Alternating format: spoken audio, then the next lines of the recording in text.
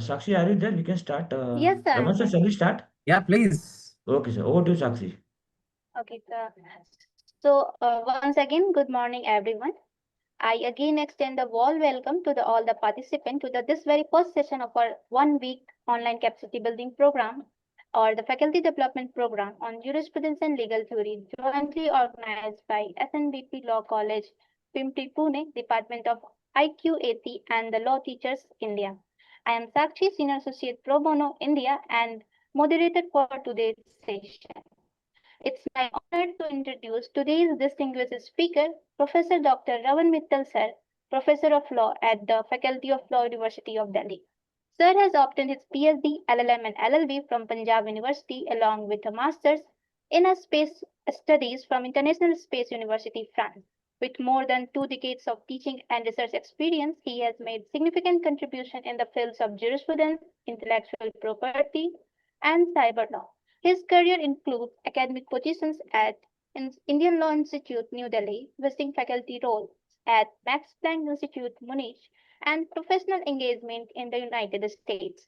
Beyond being a lawman and academic, Professor Sir is also a poet and writer, reflecting his ability to blend legal scholarship with creativity and human expression. Today, he will be speaking on the topic Introduction to the Jurisprudence and Legal Theory, setting the stage for our 1 week long exploration of the philosophical foundations of law. Without further delay, I invite Professor Dr. Raman Mittal, sir, to deliver his lecture. Okay, thank you so much. So, am I audible to all of you? Yes, sir, possible. Okay, great. So, I'll be speaking about the concept, the philosophy of law and justice, as was stated in the introduction. So, you are free. Please feel free to ask any questions in between or at the end of the session. And in between, I will also be asking many questions to you. Okay, so I have structured my presentation with the help of these questions. So what is law made of? That is the first question that we shall discuss. How law manifests itself? What is the objective of law? What is the relationship between law and justice? And how to read justice? Now, these are the fundamental questions with which we entertain ourselves in the study of law, particularly jurisprudence, or it is synonymously described as legal theory. So this aspect of legal theory is extremely important because unless we are good in legal theory, the same goodness cannot be exhibited in practice. So we'll start with the first question. What is law made of? So please answer this question. And my only request is you have to use just one word to answer this question. This is an objective type question. What is law made of? देखिए कोई भी चीज होती है तो वो किसी चीज से बनती है ना. तो लॉ किससे बना है हमारा? बता सकते हैं आप? For making just society. Yeah, please speak. Reasoning. Okay. Reason. Somebody said reasoning. Society. Yes. Society. It's made of society. It's made of reason. और बताइए. Moral values. For making It's just made of society. morality. Moral order. Moral order. Order. Okay. Customs. Order. Collective consciousness of the people. Okay. Principles All of right. natural justice. Okay. Hello. Principles of Command. natural justice. It is command. Command. Okay.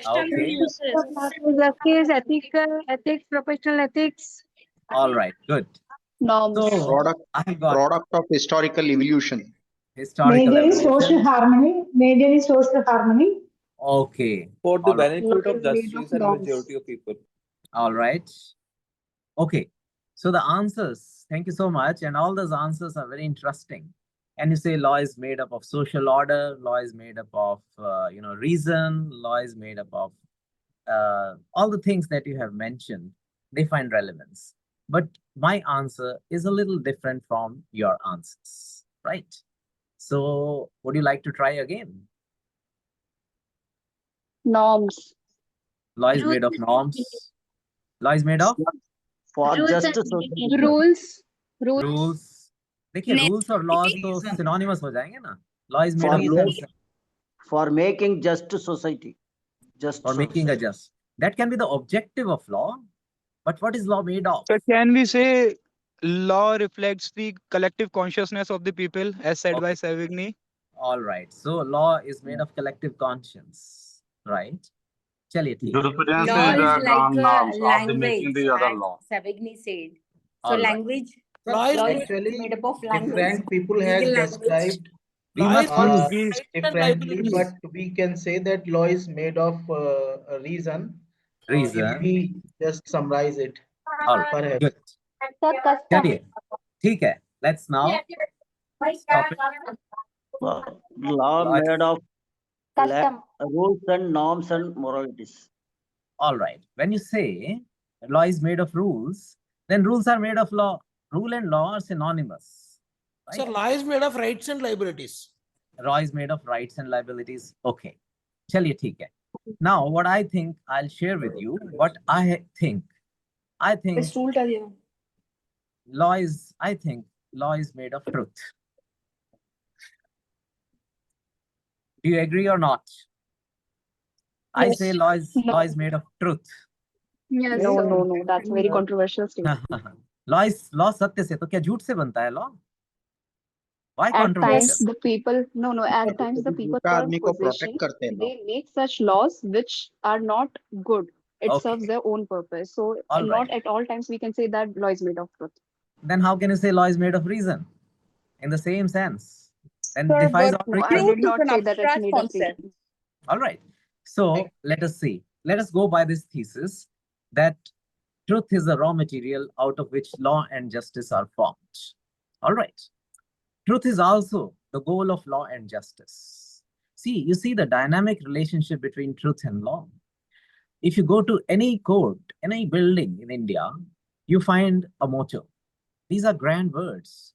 It says, Satyamev Jayate. That is one statement that our country has chosen. And that's not a recent statement. That's an old one, right? Where has it been mentioned? Do you know? Where has it been mentioned? Truth Sir, it alone. was in the Supreme Court. Mundak Yes. Upanishad 316. Right. All right. Good. Satyam jade nan ritam satyen pantata vitito devyana. Exactly. Right. So now, if we, Origin in the Munda Upanishad. So yeah. we can also say that the law is made of a natural principle which are existing in the nature. All But right. you're talking We'll about come the to that. truth. We'll come to that. But let us assume now, let us move and let us try to see the philosophy behind it. All right. If we say now for us, the most important aspect for our country, the watchword. No, please, when I ask you a question, then you answer. All right. Otherwise, it becomes chaos. All right.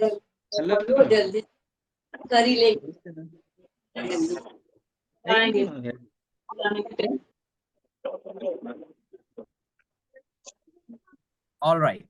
Now, when we see our national motto is Satyamev Jayate, truth alone triumphs. When we say that truth alone triumphs, what does it mean? Is it a guarantee that truth will always win? Or is it in the nature of truth that it always wins? Or, agar hum ye maan hi lenge, my request is please now switch off your mics, because when I'll give you a prompt, ask you a question, then you have to switch on. Otherwise, there is a lot of disturbance. All right.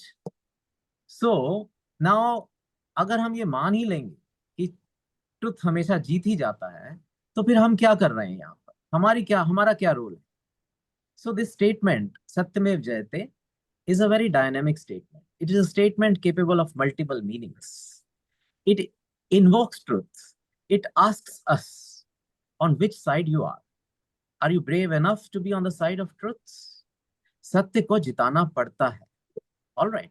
And all of us are here for that only. Now, truth is, we say, therefore, the beginning and the end of law. Law is therefore an organization of truths. All right. Now I'll like to tell you a story from the life of the person whose picture you see on the screen, right? Whose picture is this?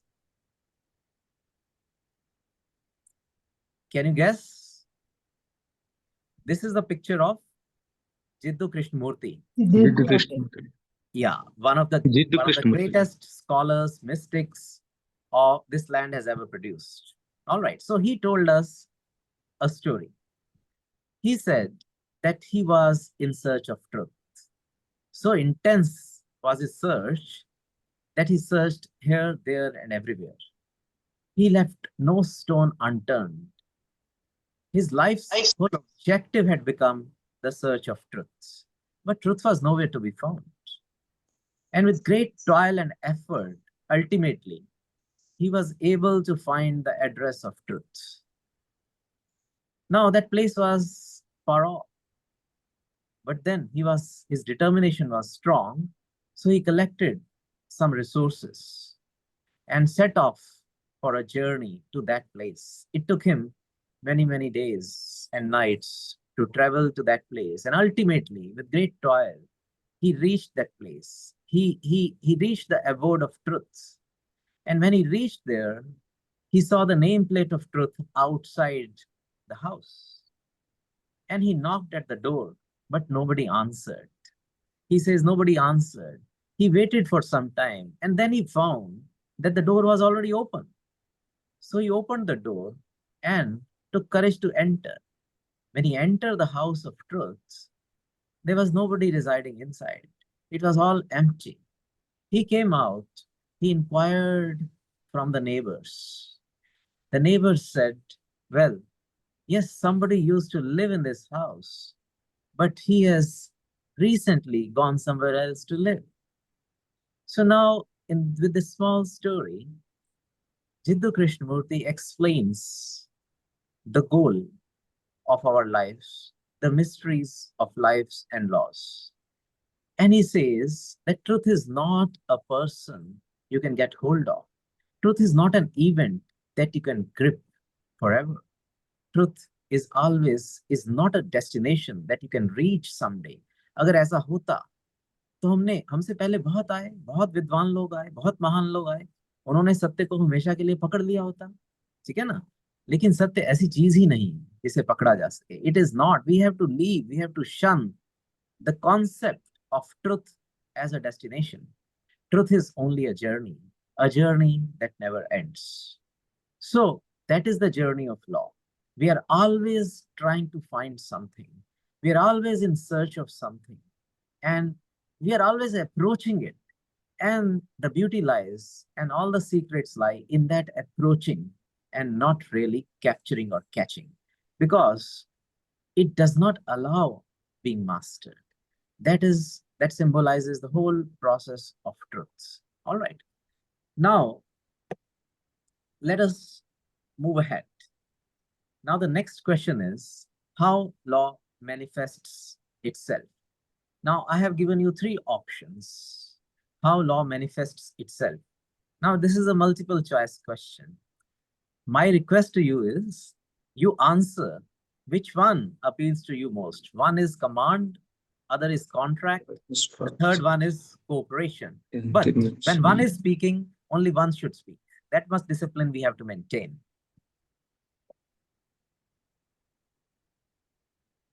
All right. Sir, I think command. Why do you think that it is command? Because command is the sovereign parts of the society and the king. That's what John Austin said. But then, what do you Yes, think? sir. It's good to learn from others, but then we must also develop our own thinking. But if something is a command, how long would we be willing to be under somebody's command? If law is just a command, now, do you want to be commanded by somebody? Always? Forever? If the terms of the contract are fulfilled, until then we will follow the command. And if the state is not able to protect our interests, the people will revolt. Okay. So what out of these three? What out of these three do you choose? So this basically is a flow of the things.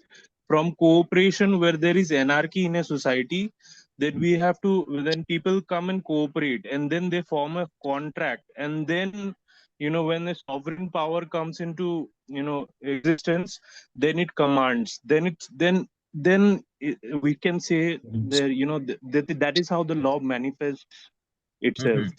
That's okay. So you choose one out of these three. I think it's a contract. Basically, Contract. there So is law an is unwritten contract between the state. When we are talking about the law in a democratic or civilized state, ultimately law is like a contract, and if the contract is not performed, then the command and cooperation will come into. all right. I have a small May I? addition Yeah, please. with your permission. Sir, how law manifests itself? Sir, why not conflict? This happened. I know I was selected. All right. System So protects. now please switch off. May I? Okay, please. Yeah, please, you have already spoken. So let us now switch off our mic. Please switch off your mics. Sir, Let just me one speak now. opportunity for me. Yeah, please go ahead. Sir, why not conflict? Cooperation, command and contract are okay, but why not conflict? Law manifests itself in conflict. Sir, there are instances in the history. That law is conflict. No. Law manifests itself out of conflict. Oh, no. Itself as. My question is how law manifests itself as. Okay. Got it, sir. Right. Got it. Thank you. Okay. So then you can't say conflict. You have to choose out of these three. So now if we see the works of various jurists, so my idea is all those jurists you have already read. So my idea is not just to cite, but to, induce you to think for yourself. Now, we have theories which say that law is a contract. It's a social contract. Well, law is cooperation and law is command. If we have to translate law into another word, what would you say? Now, you can't say rule because that is law is rules. So that doesn't tell anything. So you have to, understand it either in the sense of contract, cooperation, and command. Now, if we look at from one angle, law appears to be command, right? Those who have looked from that angle, they have called law as command in different words. To them, we call them they belong to a particular school of thought, a school of jurisprudence. Then those who looked from another angle, they saw it as contract. Then those two, the other things, they are like oblivious, right? They are faded. When you focus your attention on one aspect, so by very nature, we tend to focus our attention. And when please switch off your mics, all of you, please check. There's a lot of disturbance. Switch on only when I tell you. All right, please. Okay, then some say that law is cooperation. Because if there is no cooperation, law will just stand still. It's a dead letter. All right, so all these are, I would say all these are correct. We need a theory which unifies all trees. And it's very interesting that some of you have come up with those theories. Even when I said that you please choose just one, you tried to weave all these three into a theory, which is really, really very good. All right, so that's how we understand law, how law manifests itself. Now, what is the objective of law? Now this is the next question that I've come to. What is the objective of law? Now, कि law से हम चाहते क्या हैं? There is a big debate. There is an old debate, as old as, we remember. Some people say the ultimate objective of law is order, and some say it is justice. Which one would you choose and why? Please speak one by one. You can choose only one.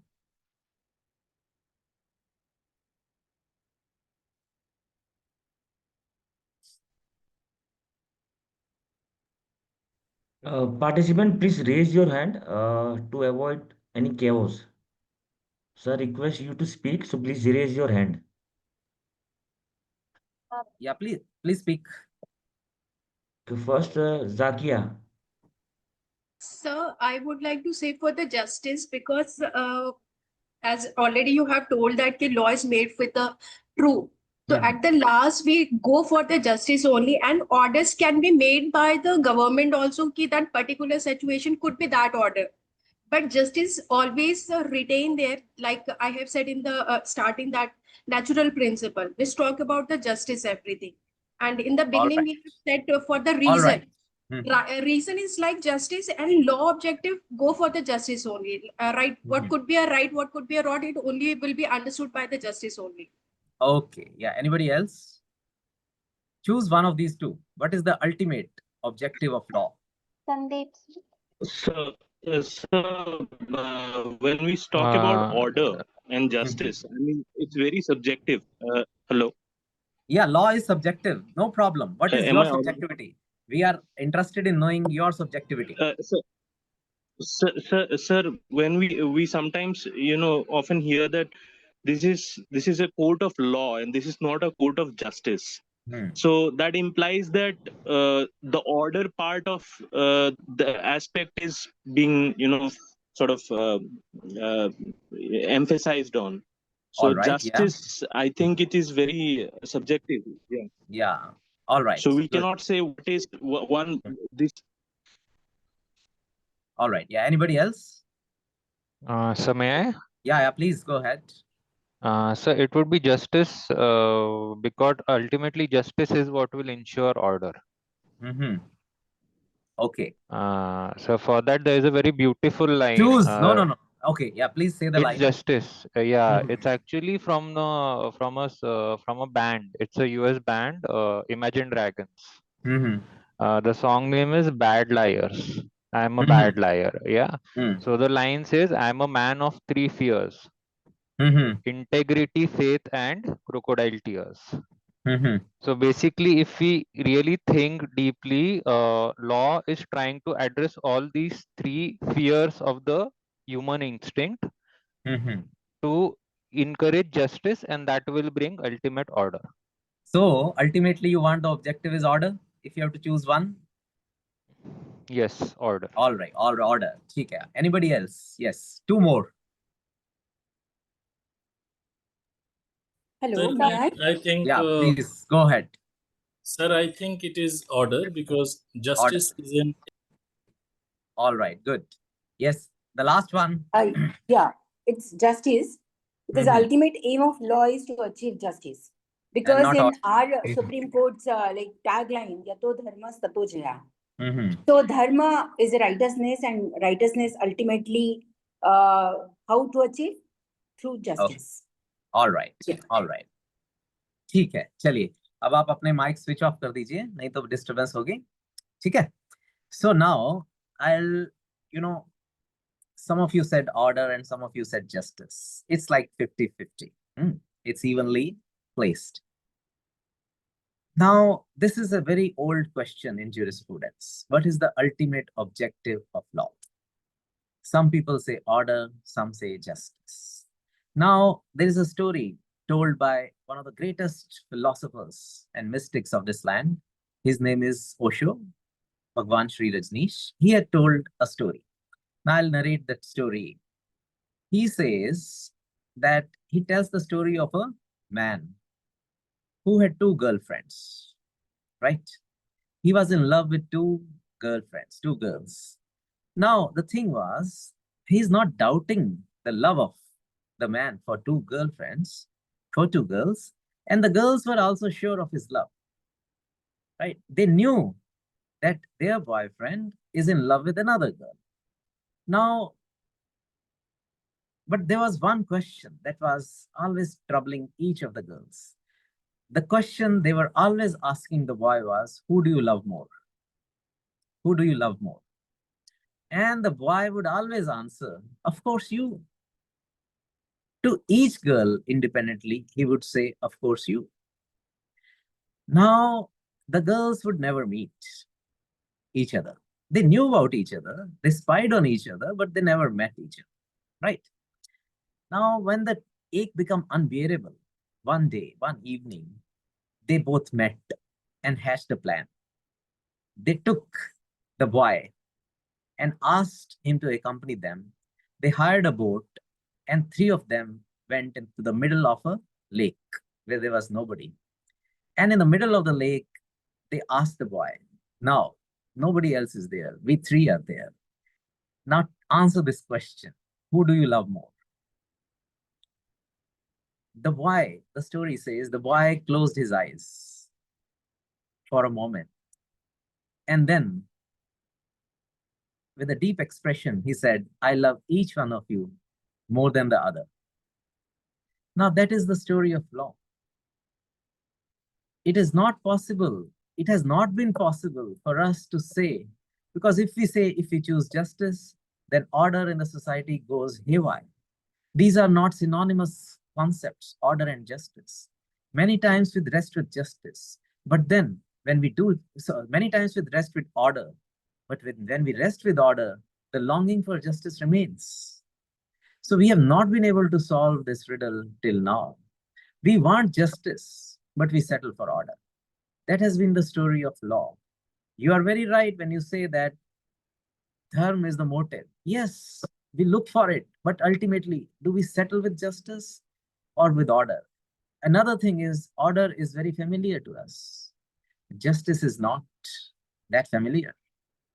So we settle with familiarity more than unfamiliarity, but that longing always remains. So this is not a question, not a kind of question which can be answered by ticking one or the other. We have to understand the whole spectrum and why in law we settle for order and forsake justice many times. Order means vyavastha. Sab theek rahe, shanti rahe. That is order. Justice means जिसको जितना मिलना चाहिए वो मिले. क्या वो मिल रहा है हमारी सोसाइटी में? और वी आर जस्ट सेटलिंग, अभी तो ऑर्डर होने दो, जस्टिस बाद में देखेंगे. हम जस्टिस को हमेशा ही पोस्टपोन करते रहते हैं, ठीक है ना? सो ये सब चीजें हम कह सकते हैं, order versus justice. And these are the questions which I want to leave with you, because these are perennial questions of law. ऐसा नहीं कि इसका हम जवाब दे देंगे, but then we have to participate in the discussion. It involves us and it involves the science of law as well. Now, another fundamental question is the relationship between law and justice. The question is, are law and justice one or two? Now, this is a very fundamental question, like the other questions. What do you feel? Now, I invite you, you can please switch on your mics, but one by one. What do you think? Are law one or they are two things, law and justice, or they are just one? ठीक है, जब हम another thing is, जब हम एक question को discuss कर रहे होते हैं ना, तो you have to focus on that. Law are seen as like a means to an end, Professor. Okay, means to an end. All right. Yeah, maybe two sides of the same coin. So that's. But there are two sides. Yes. Okay, so they're not one. Of the same coin. No, Okay, not really. Not. Okay, two sides of the same. Sorry. So if we capture law, justice अपने आप आ ही जाएगा, ठीक है ना? When you say two sides of the same coin, that means if you have one, you have the other as well. So law might be unjust also. So they both are not always one and the same. If we have if you have an unjust law, then we refer to higher principles, morality, higher order, and then we back for justice. So yeah, they go hand in hand, but at times they do not also. Okay. So they are two different things. All right. So they are two separate things, because right. they can be law, but not necessarily justice. All right. Follow it. All right. Two different things. Yes. Anybody else?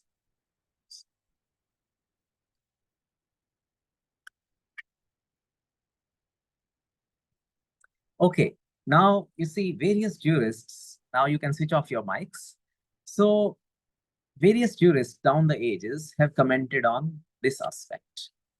Are law and justice one or two? Many jurists say that they are one and the same thing. They're two sides of the same coin. Or some people say, no, they're two different things, right? So I also thought about it, and I have tried to answer this with the help of a poem that I had written some time back. So I read it. You can also read it on your screens. The title of the poem is Kite and String. I want to fly. Take me to the sky. The song of life I long to sing. The kite said to the string. But once it was high, string it wanted to defy. Higher I want to go, far I want to flow. You are holding my wing, the kite told the string. With a heavy heart, the string decided to part. So the kite said, I want to go higher, and you are not as big as my ambitions are. So I want to reach to to far off places, but you are so small. So that is the complaint. First, the kite requested the string to take it up, right? Then it says that, no, you are too short. I want to go far. But when, with a heavy heart, the string decided to part, soon the winds did betray, and the kite went astray. Though the kite was now free, but it was lost in the spree. Kite and string, together they must cling. United they endure, alone their fall is sure. Bereft of law, justice has no motion. Without justice, law loses locomotion. Separated, they are bound to fall. Only together they can respond to the call. So I wish to convey that it is a plus model. You have to take care of both. What happens many times is that in the court proceedings also, they say, leave aside law, let's travel to justice. But had it been possible, then we would have always traveled to justice without law. That has not been possible. And that has catastrophic consequences. Yes, we can forsake law. There is one or two provisions in our system, in our constitution, which permits doing complete justice by forsaking law. Otherwise, the entire spectrum is that justice in accordance with law. But yes, but that is a very exceptional situation. That is something which we use very, very sparingly, not in and day out situations. All right. There are many ways of looking at the relationship between law and justice. So let's look at this another way. So this is our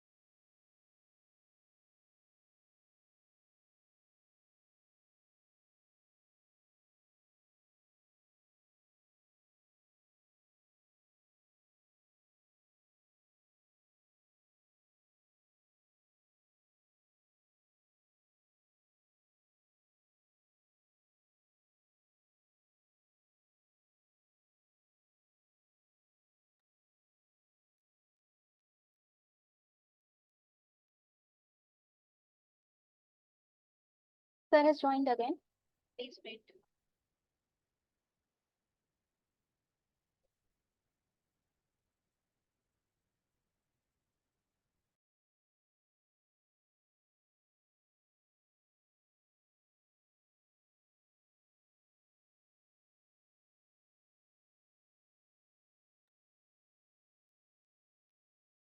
Raman sir, are you there? I think there's some issue.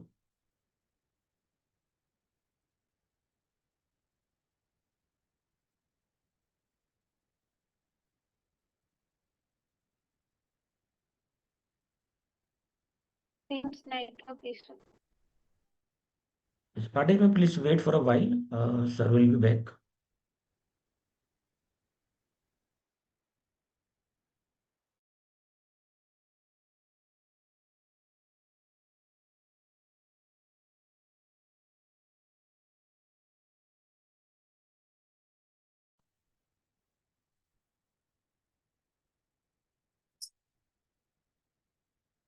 Am I audible now? Yes, sir, you are audible. But you may have Okay, I'm share sorry. the I PPT think, again. yeah, I think, yeah, PPT again. Okay, let me do it. Yes. Because I don't know why this connection snapped.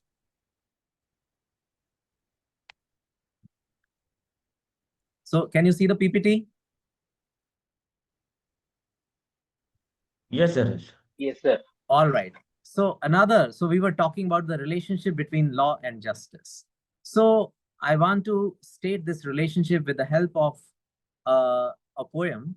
And this is based on a hymn from Rig Veda, which I have just mentioning. It is Dwa Suparna Sayuja Sakhaya samanam vriksham parishasva jate, tayoranna pippalam swadvattu anashnanyo abhichakashiti. Right? So the poem says, a bird so small lived on a tree so big and tall. On the lowest branch, he had his nest. Of food he was always in quest. One day, when of chores he was free, he thought of exploring the tree. On the highest branch, he saw another bird, but his sound he had never heard. With much verve, the second bird he continued to observe. Always calm and composed, he perceived the world with eyes fully closed. He looked so akin, as if he were his twin. With a burning desire to meet, he decided to go up and greet. But to the high branch he was a stranger, and the journey upwards was full of danger. Still he did start, with great hope in his heart. Branch by branch, up he did move. His courage he had to prove. As he was just above away, in full splendor the second bird lay. Filled with joy and pride, he made the final stride. On top the sun was shining in full glare, but the other bird was not there. Are law and justice one or two? Those two words give us a cue. Two in the beginning like father and son, and finally merging into one. So this debate whether law and justice are one and two is also endless. Some scholars, some jurists say that, well, they are one, and some say that, no, they are two, they are distinct. Well, I found a support from this hymn, which says that, well, they are two in the beginning, but ultimately they become one. All right. Now, next question is, that is again fundamental question. Can justice ever measure up to law? Can justice ever measure up to law? हम चाहते हैं, we have made a system to ensure justice in accordance with law. हम चाहते हैं कि justice जो है वो law के मुताबिक हो, matching हो. पर क्या ये हो पाता है कभी? Is it possible? Or is it just a desire which never gets fulfilled? What do you think?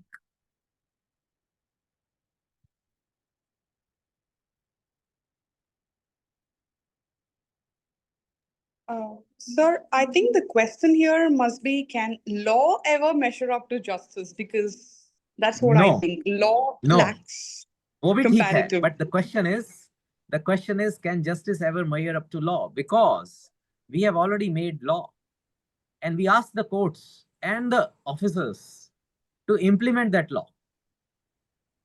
So the actions of those officers must, yes. Then in that sense, I don't Exactly. think so. They are not You don't going to think so? coincide in most of the cases. No. Okay. All right. All right. So May at I say? times it does not due to Yeah, please. practical positivism, wherein the lawyers interpret the law according to their convenience, and finally judge, depending on those All right. interpretation, gives their decision. So it's not literal interpretation. It can always vary. Okay. It can always vary, right? Okay. Anybody else? Good. Yes. Sir, may I? Yeah, please go ahead. Yeah. So justice ultimately cannot be measured up to law, because justice is such a volatile word. It depends upon person to person and situation to situation. And so we cannot measure law in terms of justice. Okay. All right. So we cannot translate law into justice exactly. That's what you say. All right. Anybody else? The justice is an elusive concept, and law is something that is based on certain established facts. Therefore, I don't think justice can measure up to law. All right. But हमने law बना ही दिया है. अब हम कह रहे हैं बस इसको जैसा है वैसा अप्लाई कर दीजिए. सर ऐसा इट ही इज कहते हैं ना हम। Difficult to apply as it is, क्योंकि जस्टिस सब पर्सन हर पर्सन के लिए अलग है और लॉ भी चलिए ठीक है, सबके लिए एक ही है। ठीक है, चलिए ठीक है। और बताइए, yes anybody else? Good, very good, your answers are very imaginative. Yes anybody else? Sir, या good evening, sir. Sir, I believe law is an instrument and justice is the desired destination. So, जैसे perfection या we can aim for, but daily हम try कर सकते हैं ना. It is not possible कि हर एक ठीक है, person achieve कर पाए, but it is desired goal. हमें वहां पहुंचने का attempt करना चाहिए and law ओके, के through हम पहुंच पाएंगे. ठीक है। तो हम पहुंच जाते हैं या नहीं पहुंच पाते हैं, नमस्कार ये सर। बता। Sir, I think Yes. in the process of enforcement, law takes the colors of the wills of lawmakers, which may be distinct okay, from the will of people. Okay, right, use colours. तो चलिए, हम आपको अपने mics बंद कर दीजिए।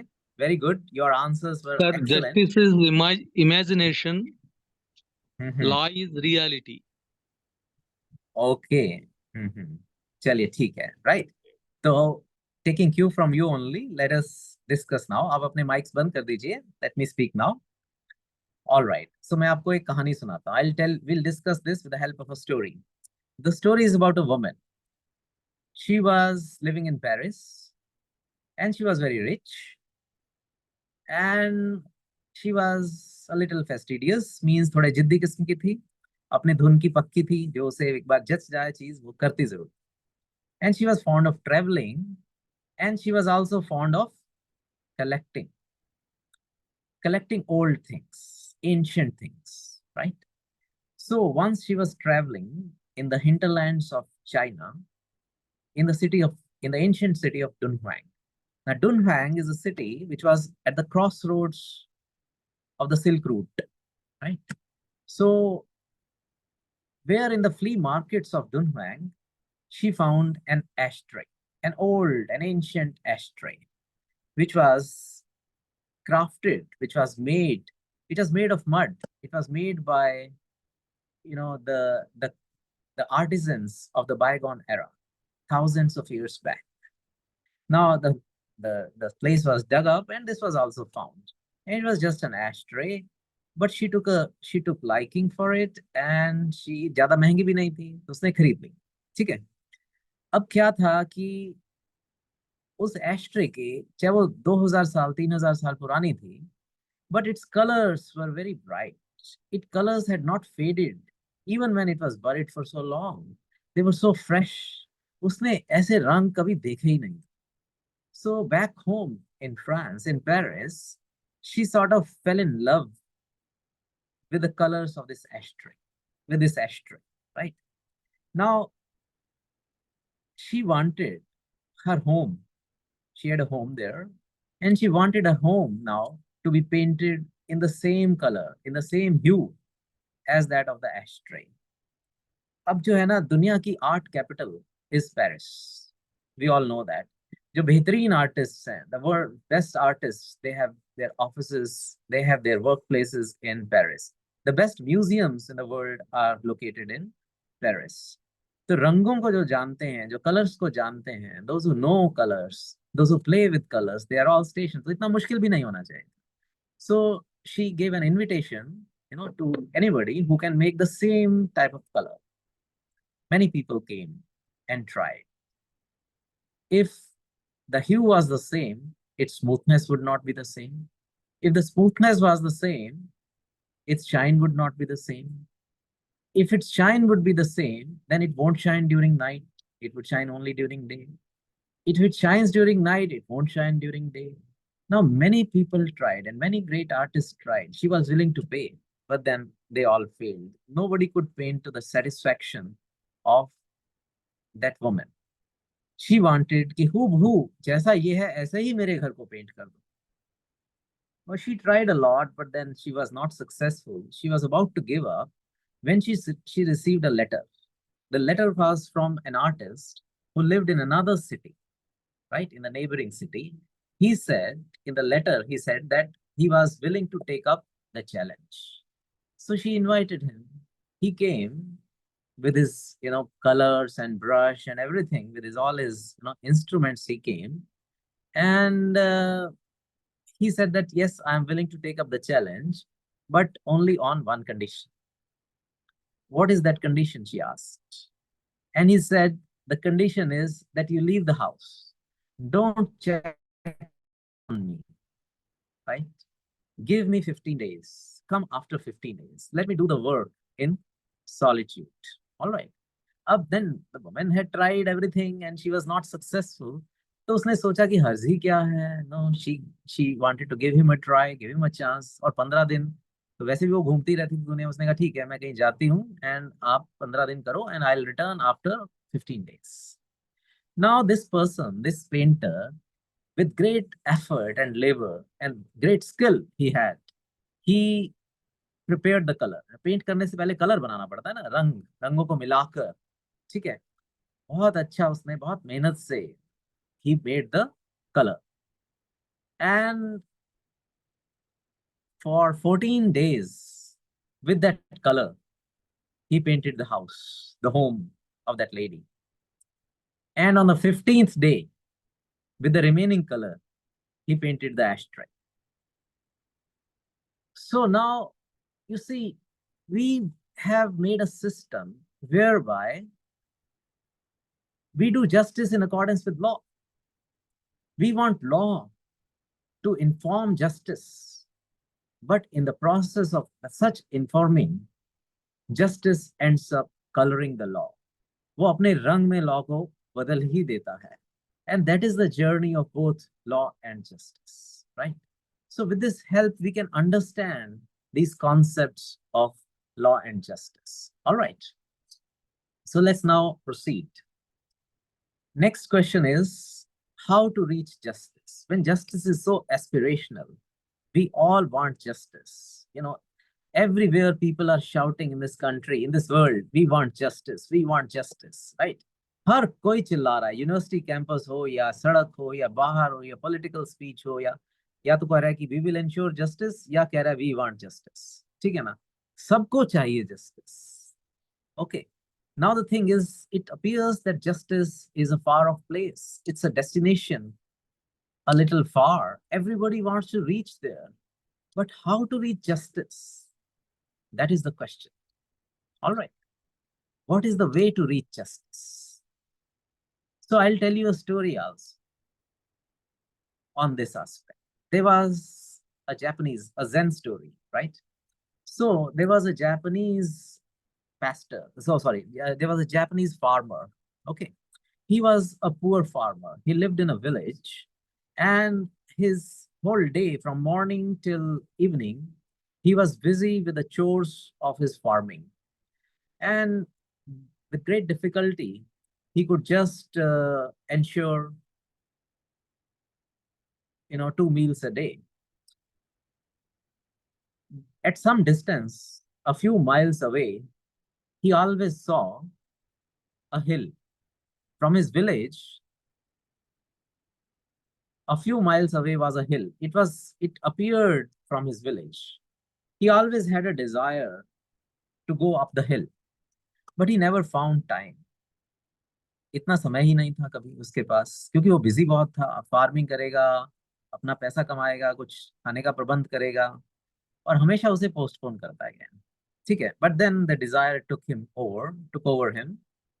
And there was another difficulty, that for going up the hill, he needed a lamp, and he didn't have the money to buy a lamp. So he collected some money and bought a lamp. And one day, and there was one difficulty, that it was very hot on top of the hill. So the journey had to be undertaken in the night itself.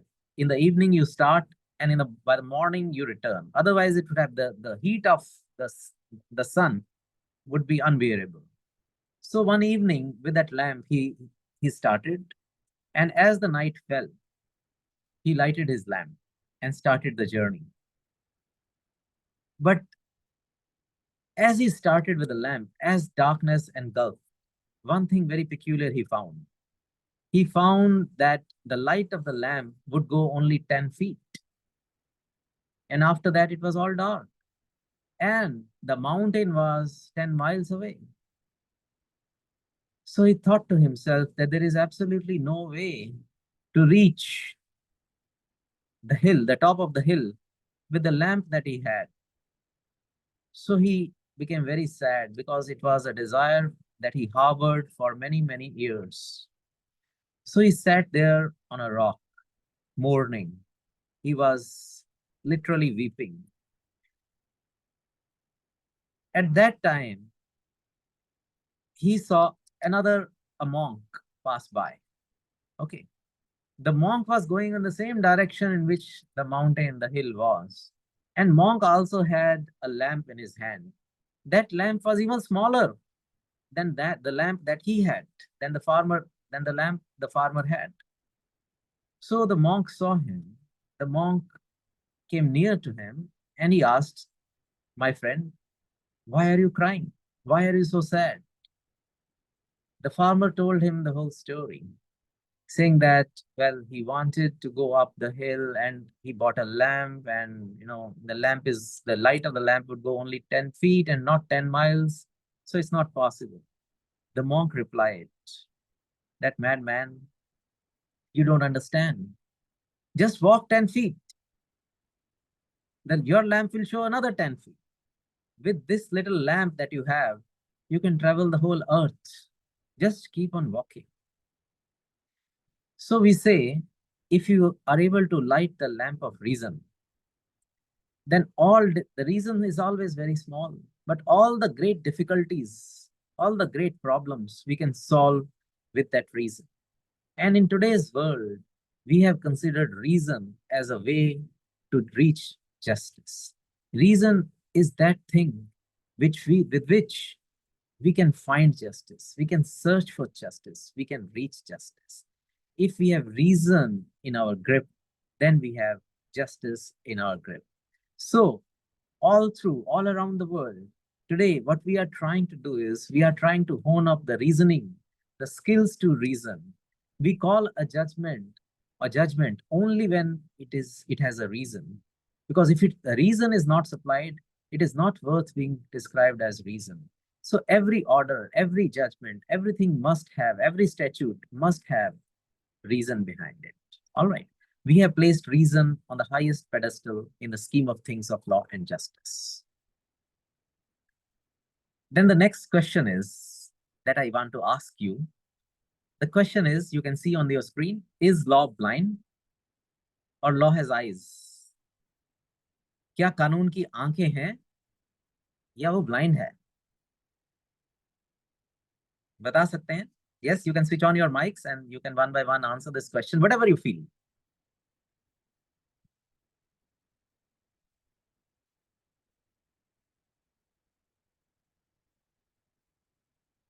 Is law blind or it has eyes?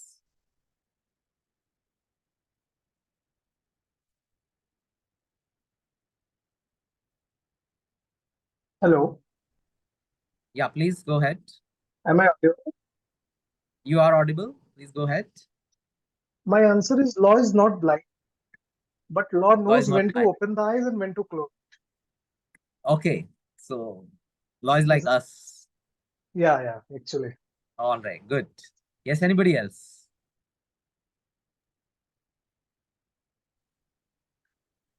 Hello, may I? Yes, please. Yeah, please. Yeah. Sir, it is very difficult to answer this question because law is actually a skeletal, right? And we, through the interpretation and through the justice or in the courts, it become actually we interpret the law. So this particular the answer of this question is a philosophical. It might not be a practical, basically, and yeah, my opinion is law is neither blind nor the eyes are open. It depends upon the situation. It depends upon the circumstances, and accordingly, law is like a water, right? It changes or it take a shape in particular situation or in particular circumstances. All right. Yes. Anybody else?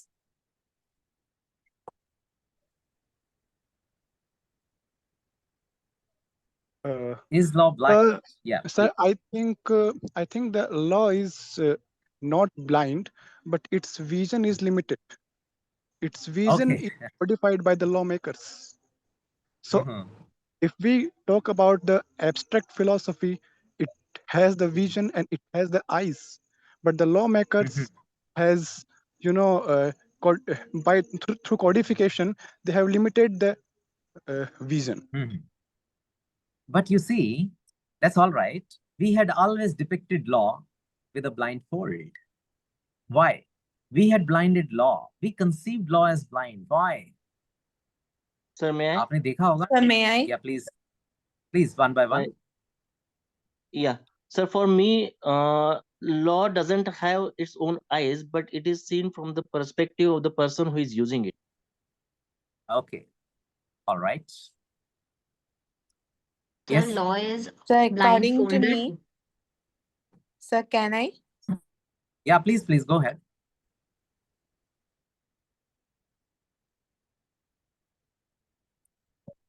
Yes, please speak. So law is blindfolded to show that it is treating everyone equally and at par. There is no bias before law. Okay, good. चलिए, ठीक है.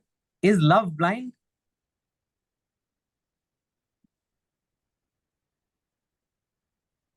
Law को छोड़ दीजिए. Is love blind?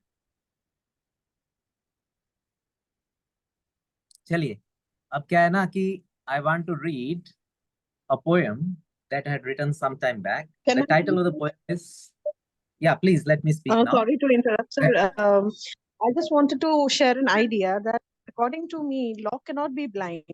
Because in this egalitarian society, if we talk about law, law is made for the society at large. So law, according to me, as the earlier question was asked, can justice can it defy law? So my answer is yes, justice has to be served because a law has to be just, fair, and reasonable, according in my view. So All right. law is blind. So in my opinion, law cannot be blind. So may All I? right. Right. Yeah, please go ahead. So law is foresighted when it is enacted and drafted with a vision that it will be implemented on the society for decades to come. But when the judge, with the help of that law, renders justice, then it is blindfolded to be impartial and to not be biased. All right. ठीक है. चलिए. You have given very good answers. Now let me share my understanding, right? And my understanding is in the form of a poem that I had written some time back. The title of the poem is Two Blind Girls. A long, long while ago, when time had just begun to flow, two girls were born. By the sense of sight, both were forlorn. Blinded at birth, they search for their worth. One focuses on duty, the other on beauty. One is blind of emotions, the other is blinded by emotions. One perceives the world by reason, for the other it remains forbidden as treason. One is aloof from whoever comes in front. Whether with rich or poor, she does confront. The other can feel only when one comes near. To her, the rest of the world just doesn't appear. One always pursues what is fair, the only guide in her every affair. For the other, everything is fair. At all costs, she wants to share. One likes to weigh. Scales always show her the way. The other uses only her heart. All knowledge to her it does impart. If either of them smiled at you, heaven you immediately knew. And if any one of them does frown, in a pool of pity, you are sure to drown. Blindness they ever embrace, and only in blindness they find their grace. into law, the first girl eventually transformed. The other became love. When to blindness she conformed. So with the help of this, I wanted to share my own understanding as to why we have always depicted law and love as blindfolded. Not just today, from down the ages. It's an old symbol because we deliberately have to forsake our sight in a particular manner so as to do what we have come for doing, for us to do justice and for us to participate in a love affair. All right. So I think I can stop here. All right. If you have any questions, I can respond to those questions. Is that right?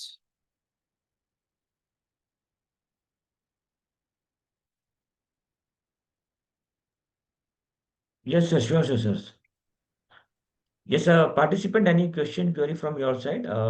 Maybe we can take up two, three important questions. Yes, please.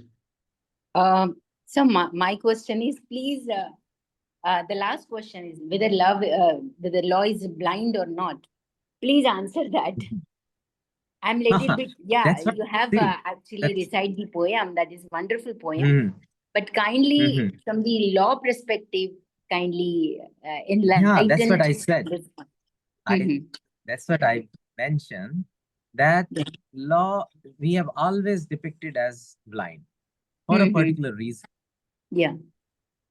It is the ideal situation when law doesn't see who you are, what is your status, whether you are rich or poor. It only needs to apply reason. And reason you have to apply blindly, not in favor of anybody, but in favor of law. And that's all. Okay, that's why we have depicted it as blind, for a reason. Okay. Okay, Siddharth.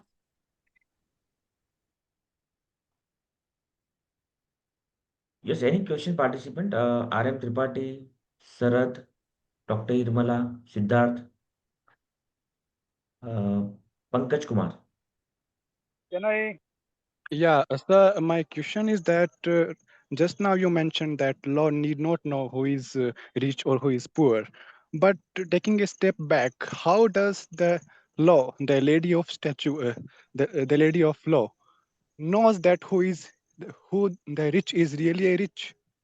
Because there have been many layers of the people that we see, but may see could be actually true. Yeah. So the thing is that the judgment must not be affected by who you are. The judgment is only in the sense of what you have done, a response to what you have done. Okay. Who you are need not be learned by law. It must be applied equally, right? And the symbol of equality is blindness. That means we perceive you only through what you have done, not through what you are. That is the sense in which we understand that law is blind. Yes, thank you, sir. Next, Tejas and Sandeep will be the last one. Tejas Sonaji.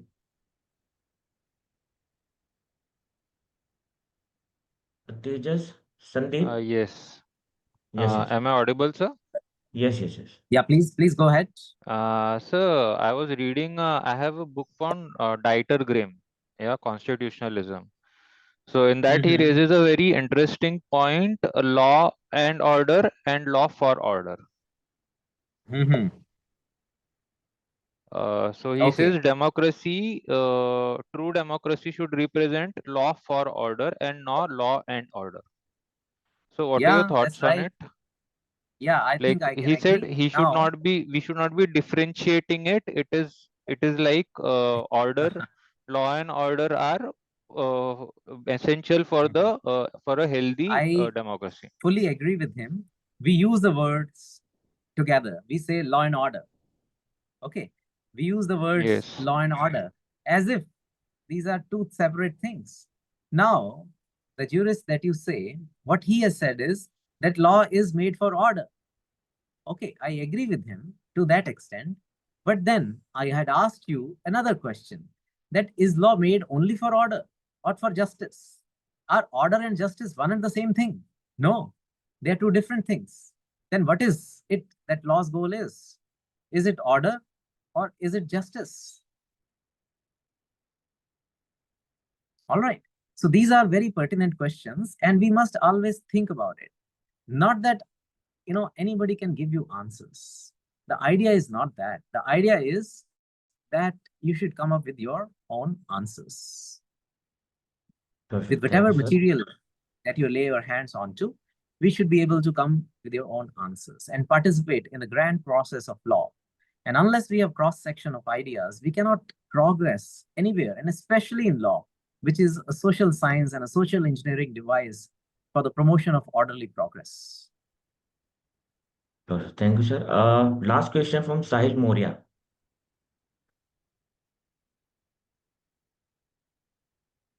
Sahil is not there. Manasvi.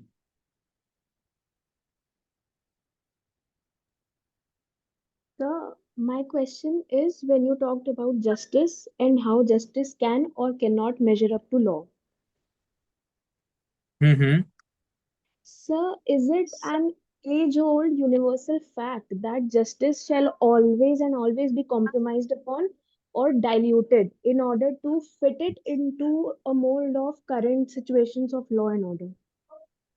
Yes, that's precisely what I wanted to say. We have a desire, to make justice exactly in accordance with law, but we are not able to make it. That is a reality. That is also a fact. So I tend to agree with what you say.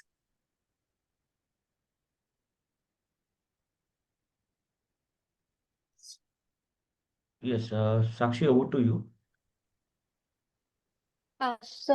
Thank you very much, sir, for your insightful session.